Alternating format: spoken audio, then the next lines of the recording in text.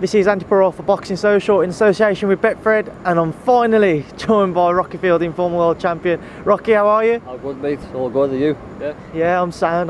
It's good to obviously hear that you're doing well. Obviously, I've been after this interview for a while. Just talk to me about what you've been up to since the Canelo fight and how things have been planning out and shaping up for yourself. Well, since the fight and I flew to Florida with my family and my kids, spent Christmas there and went down. Start of the year I was just relaxing, just chilling for a bit, and because 2018 was a long drawn year for me. It was like I was in the gym from Christmas 2017, trained all over, so it was a long year. I was start of the year I was looking on packing in boxing, do you know what I mean? I was looking on gymming it to staying positive, to getting the Germany call, then to getting the call to fight at the Garden. So I've had a few months, January, February, I was just switching off, spending time with the kids, doing the dad stuff that I need to do around the house, and you know, the night feeds, the nursery runs and stuff. I got to do that, and then slowly I just got back into the gym, and with no pressure on me and nothing like that. I just got back in with the lads and found the new release of life kind of thing to get back in and get working again. So been a good few months. So I've enjoyed it. As I said, from last year to this year it's been good. I want to come on to everything revolving around yourself in a little while. We'll start off with the reason that we are in New York. For yourself, I know you're out for Tommy Coyle, who's going to be fighting Chris Algieri. We'll start there. How's Tommy been looking in camp ahead of the biggest fight of his career today? Tommy's been looking well. He probably everyone says everyone looks good in this, but he's looked really well. He's improved a lot since I first walked in the gym when he was there. From watching his fights and stuff like that, he's improved a lot, and when he's had good wins behind him as well. So he's looked really well. He's switched on. He knows obviously how big this is, and an opportunity that you dreamed of. So he's switched on. He's looking well. He's hitting hard. Him and Jamie look like they've got the game plan nailed down. The things they're working on. Just down to Tommy now to get in there and perform. I think he will perform. I think he always does. He always brings it. I think he'll perform well, and I think he'll do a good job on Algieri. Tommy's obviously the underdog going into the fight. Chris Algieri, former world champions, fought the likes of Manny Pacquiao, Amir Khan, etc. What do you think that experience is going to be like for Tommy, having to cope against someone who has experienced the highest of the highs and who has fought at arenas such as Madison Square Garden previously? Yeah, it is a tough one, as you're saying, with experience-wise and that. But with Tommy, he's there, and if it does come to the slugfest and the toe fighting, he's the man for it. He'll do it. But I think just he'll just be too sharp enough for Algieri. I know you say Algieri's got obviously the experience and things like that, but. It could be Tommy's night. Algieri could turn up and have a bad night, and Tommy could do it. But once you get in there, everything seems to go out the window really. And I think he is up against it. You know that him and Jamie knows up against it, but it's an opportunity that you couldn't turn down. And I think obviously the higher the opponent and what he brings, the more you switch on and perform. And I think Tommy will do that. Now I want to move on to the main event of the night. Anthony Joshua defends his world titles against Andy Ruiz Jr. What were your thoughts on that fight when it was announced and Andy Ruiz stepping in to replace Gerald Miller after his failed drug test? I have no... it is what it is, isn't it? You can moan all day or you're not. It just is what it is, and he's in the ring and Joshua's fighting. No matter who he fights, you're still tuning in and watching. Regardless who it is, he's the heavyweight champion in the world, and he's the number one, and up there with obviously Fury and Wilder. But I had no thoughts on me. It is what it is. He's fighting at the Mecca of boxing, and that's what he wanted. He wants to crack America, and this is what he's doing. So regardless who it is, for me anyway, it's just it's a fight. Ruiz is a heavyweight. He's won his fight. He's looking well, whatever in fights. I don't really look too much into heavyweights, but what I've heard, you know what I mean? Obviously he's getting a bit of stick on how he looks, the shape, but he looks like he's got fast hands, the clips I've seen, so he's got opportunity to be the heavyweight champion of the world, so you know, that's what he's in boxing for. You know, he's heavyweight, the phone's called for him, he's accepting, he's here, so it is what it is, but it's going to be a great night and I'm looking forward to it. How does the fight play out in your eyes? Yeah, I think he'd be there. I think he'd be there. You know, probably sitting on Joshua's chest and letting them fast hands go and putting the pressure on. But then I think, you know, if Joshua does, you know, find his range and be a bit too big and strong and start breaking him down and take him out in the mid rounds, I think. Something that caused, I don't know whether a stir is the right word to use or not, but it's got a lot of people talking over social media. Have a press conference yesterday. AJ gave Ruiz his belts to pose with and have some photos with. A lot of people weren't really keen on that and were saying Ruiz looked a bit like a fan. What were your thoughts on that? Yeah. See, I haven't seen it, but like, you know, it's a bit of a mad one, isn't it? Like to hand the belts and maybe Josh say, look, here's the chance you're gonna get to see and hold these belts, so you might as well do it now, and he's accepted and done it. So it's a crazy one. Like, you know, some people are different. Some people like to touch the belts before they fight, or superstitious, or like stuff like that. But yeah, it's a bit of a mad one, and you know, it happened. So there's not much more to say on it, really. Yeah. Now, Callum Smith, a former opponent of yours, defends his world title against Hassan and Dam. What are your thoughts on that fight? Because over social media, that's one of the fights which has received a bit of criticism on the back of Callum's win against George Groves. Everybody expected him to go into the big unification fights. He'd have loved to have fought Canelo, such as, you know, like you did, and Golovkin, etc. What are your thoughts on that fight and maybe some of the criticisms that's received? That is another one. Like, it is what it is, isn't it? I mean, Callum, you know, he is looking for them big fights, and if they're not there, not available, then there's nothing more you can do. You know, Canelo's just fought, Golovkin's got his fight due, the other champions planned he's fighting, so there's not much he can do. He wants to fight, he's a fighter, he hasn't fought since the Groves, he wants to get out and defend his titles. Regardless who it is, he's over in New York fighting at the Garden, defending his titles, do you know what I mean, on a big card, on Joshua's undercard, on a big massive card. So you know, when they're probably looking through opponent-wise, and you know, and the Dam is, you know, a reasonable opponent, you know, former two-time world champion, I think, and whatever. So there's not much, you know, I'll criticise on it. He's a fighter. He wants to fight. He wants to get out, and this is the opportunity for him. So, you know, good luck to him on it, and see, you know, see how he looks on the night. You know, be an interesting fight as well. But good luck to him. Now, it was obviously a few years ago since you and Callum fought, but everyone keeps mentioning his weight and his size. What do you make of his size? Do you anticipate that he will move up to light heavyweight sooner rather than later, or do you think he can comfortably continue to make super middleweight for a couple more years? You know, what are your thoughts on him? You know, it's him who makes the weight. It's him, and he's got a good team, you know, a good nutritionist like myself, and people say the same to me. You're massive for the weight, how do you, like, people do it, but when you do it correctly and you've got a good nutritionist behind you and a good team, and all the work that you put in, then you do it comfortably. And if he's making it comfortably, he's not stupid. You know, he's not as stupid. He knows like what he's got at stake at where the position he's in now to what he wants to go and move up to 175. He knows he can do that as well. So he's performing, as he said, and as people say, he's performing at the weight. He's making the weight. So, you know, it's when you're killing yourself and then you don't perform is when you start thinking about it. But as it stands, he looks like he's making it well.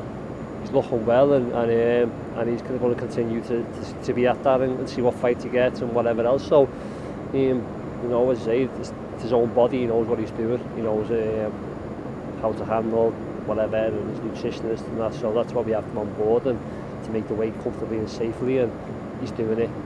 I do it myself, and you know, that's it. And he has options for him at 175. He'll probably jump up. So good luck to him on it. Now, before we do come on to yourself, I just wanted to get your thoughts on the recent announcement in the middle of the week that Deontay Wilder's going to rematch Luis Ortiz. Again, with regards to AJ, what are your thoughts on it, and are you surprised that they decided to make that announcement without looking to go back to the negotiating table just to see what was on offer in the unification bout against Anthony Joshua? Yeah, it seems a mad one, like, doesn't it? I don't know what. As I said, I don't look too much into the heavyweight. I say it is what it is in me. Like, I don't sit there and slag it and criticise on anything, like in the division or in boxing. It just is what it is. If that's what he chooses to do, then that's what he chooses, and it's a shame because everyone wants to see it. You don't know if he's just like trying to use the attention around him, around Joshua, so he gets more attention and he build it. He might want to build it.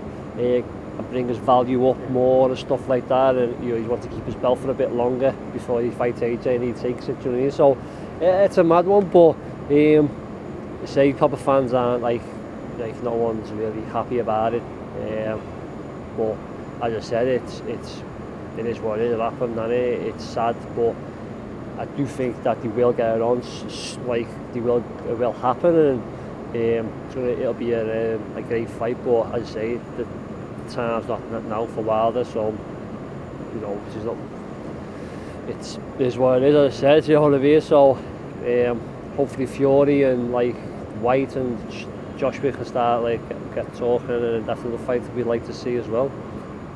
That's what I was going to come on to next. Unfortunately, you've just said that, but obviously Tyson's fighting Tom Schwartz next. It seems to be that he's got his map planned out to fight in America for his next few fights. He said that he doesn't really want to fight Dillian Whyte now. Yesterday he said that. What are your thoughts on the U-turn? Obviously the WBC said that would be a final eliminator for Wilder's belt. What are your thoughts on the fact that Tyson Fury said that he doesn't fancy, well, not necessarily doesn't fancy, but just doesn't want to fight Dillian Whyte now?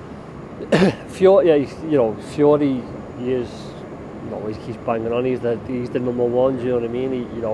He has it mapped out, and say when you get that big, I think, and that you know, that high profile and them network and things behind you, the TV, you kind of like have your own map out, and then I'm sure that the paths will cross soon. But I feel for Dillian Whyte, you know what I mean? He's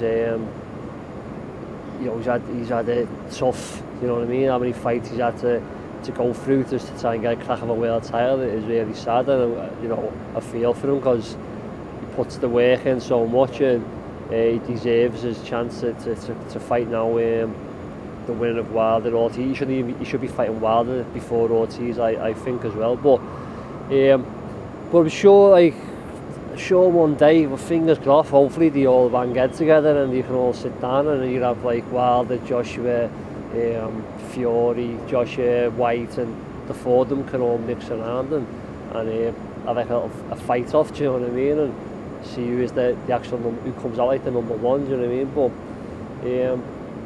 yeah, fingers crossed we see that. I think we will. We have to. I think, because you know, the four top heavyweights, three of them are British. You know what I mean? So it's got to be done. It's a massive event. So hopefully it happens. Talking about that from like a fighter's mentality, you know, Dillian Whyte's over 500 days as a WBC number one, and he hasn't had a world title fight yet. You know, how would you deal with that mentally if you was in that position and you didn't find yourself offered that chance to fight for a world title? Oh, I don't know. I couldn't tell you. Maybe try another route, another governing body, and see you get in a position. But as you say, Joshua holds the rest of the titles, I think, doesn't he? So you have to get himself in a managing position to fight for the other titles, and hopefully, I'm surely that him and Joshua could be made straight away anyway if he did get in that position. But yeah, for myself, it would be, you know, I was up there in the rankings myself, high up in the rankings, waiting for that call myself, and obviously didn't get into a managing position, not like that, but I had a call one time. Last year, got a call to fight Ramirez for the WBO title because I was sitting at number 3 for ages. I accepted everything, and then 2 weeks went by and not a thing back. It went quiet, and then I was there. I thought that's it. Me chances are over, kind of thing. And but you know, it finally turned around. I went to Germany, but But Dillian, yes, do you know what I mean? I feel for him, as I said, I feel for him. I think every fighter would feel for something like that. He says he's been in that position for a long time. It's crazy that he hasn't had a shot or a chance. Hopefully he can get one by the end of the year. Well, maybe not, because obviously they're all tied up. Hopefully next year you get something. Now we'll obviously move on to yourself now. A few months down the line, you've had a chance to reflect on the Canelo fight. What did you learn about it? What were the mistakes that you felt that you made, and what if anything, the positives could you take from it? Yeah, well, the positives is getting in there, getting up, on such a massive bill, getting at the Madison Square Garden, and everything about it was great, brilliant. Just obviously the result wasn't my way, and I felt it. But I'm not gonna sort crap and say I'll be real. Do you know what I mean? He's a different league from me. He's an elite fighter. You know what I mean? He's in a different league from me, and I went in there and I tried. I give him a caught him a few times, but he just shook it off and came at me. He cut the ring down well. He was just his presence was just always there, and he letting his shots go. And I did make mistakes, and I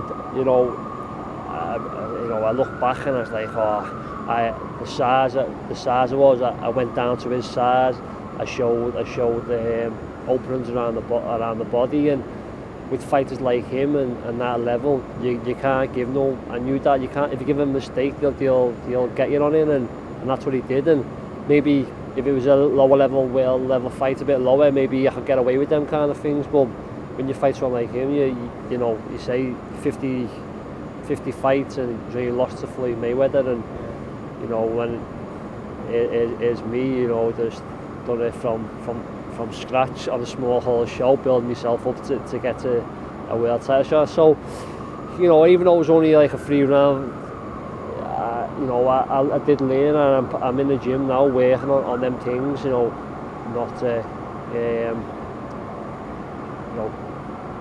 exploit myself too much, you know what I mean? And I think you'll probably see in my next fight that a better me. But as I say, he was just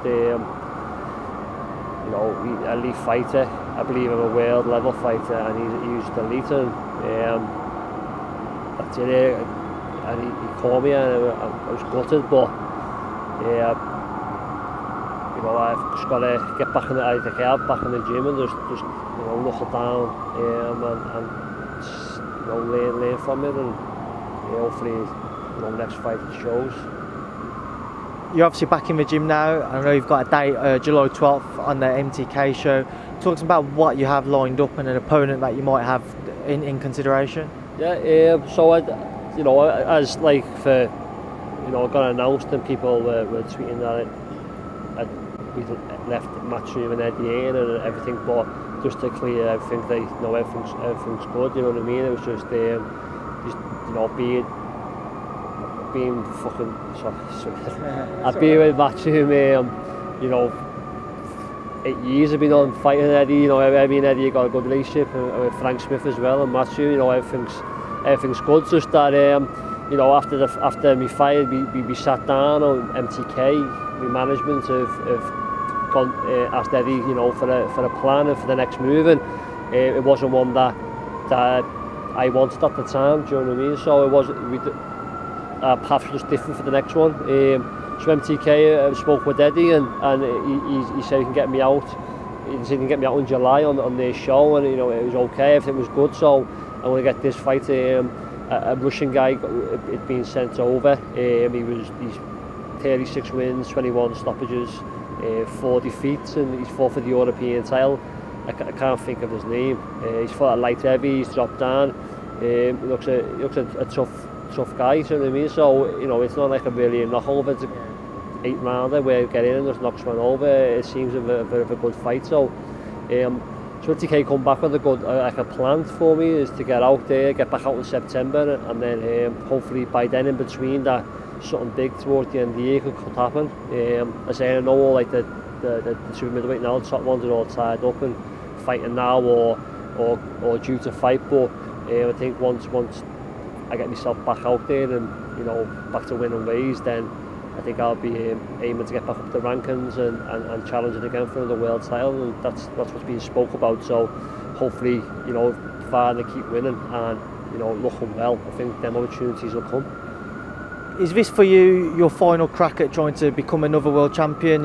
Say if you was to lose along the way, would you feel that you'd want to stop boxing and you'd want to retire, or do you feel that you could persevere with your career and rebuild once again? Yeah, you know what?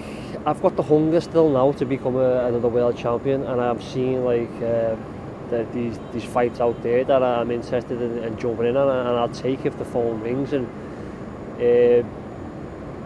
but yeah, I'm 31 now. Do you know what I mean? I've boxed since I was 9 years of age, and my thing was to be a world champion. Earn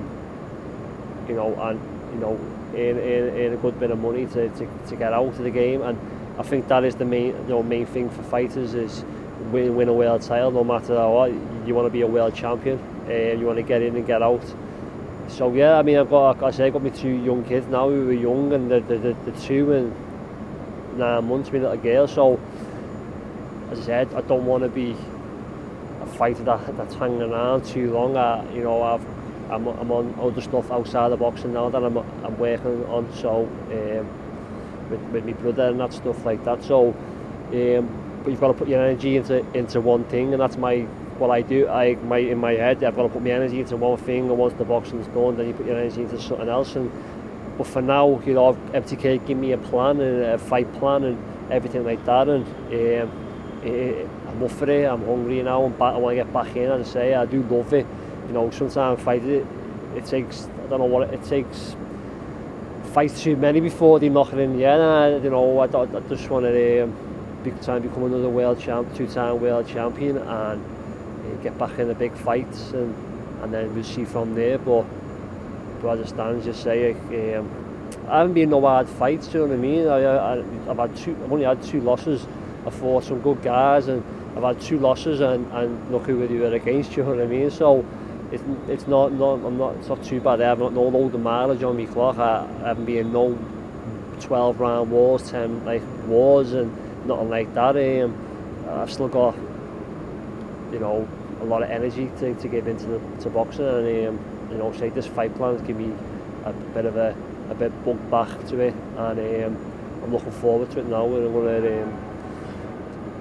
train like I always do, as hard as I always do, and hopefully now then at the end of the year we have some good news that I've got another shot or I've got a big fight. So hopefully the phone rings again. Boxers always mention financial security for after they've finished boxing and they've retired. For you yourself, do you feel like you could retire now and you've secured your family's future, or do you still feel like that's something which you're still trying to provide for and you're still trying to aim for? I'm okay. Do you know what I mean? I feel good. I'd say I've got to. You've got to use it wisely. I've got bought a house.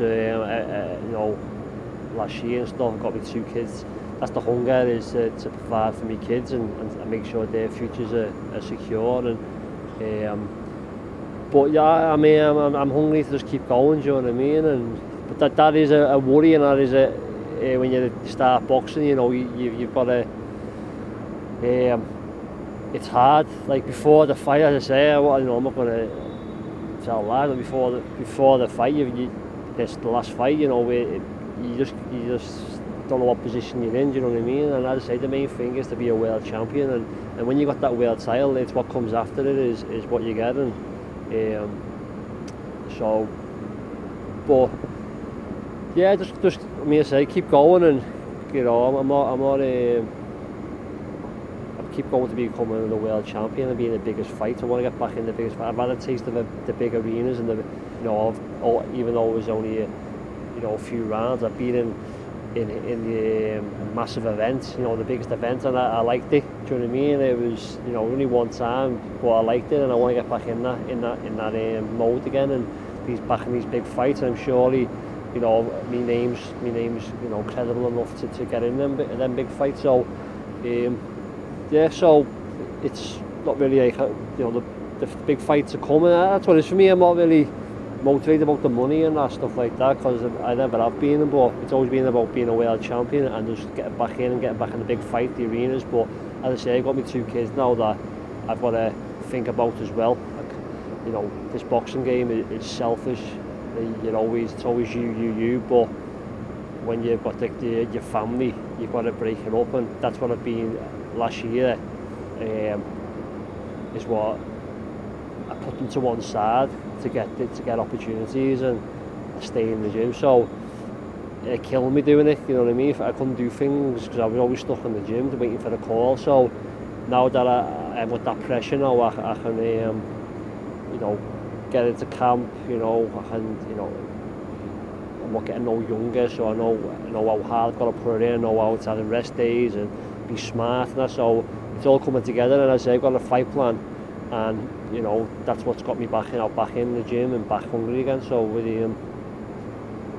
after boxing, say you wonder what after boxing when I start making a move of stuff outside of boxing now, for when I do finish, I can go and put my energy all into that, and and keep working hard. Well, Rocky Fielding, as always, it's a pleasure. I've kept you long enough now, and I know you want to go to the gym. I've had 2 coffees, and I'm ready for the gym. So as I don't shut up, and I've had a few coffees. So it's a pleasure, mate. Thank you. Well, I'll make sure next time I come and see you, I've got you a few coffees ready. But as always, Rocky Fielding, it's been a pleasure. Thanks for speaking to Boxing Social. Thank you very much. Thanks for having me, mate.